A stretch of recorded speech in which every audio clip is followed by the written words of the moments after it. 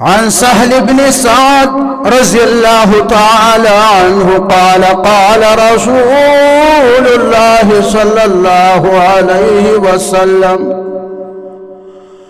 من يزمن لي ما بين لحييه وما بين رجليه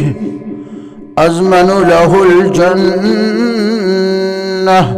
رواه البخاري ومسلم. حضرت سہل بن سعد رضی اللہ تعالی عنہ سے روایت ہے، فرمایا کہ جناب رسول اللہ صلی اللہ علیہ وسلم نے فرمایا جو شخص کی مجھے دو چیزوں کی وہ ضمانت دے، ایک وہ چیز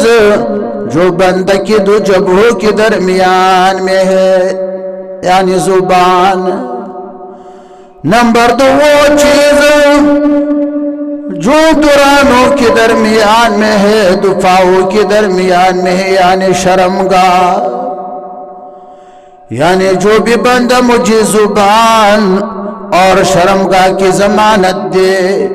کہ یہ دونوں غلط استعمال نہیں ہوں گے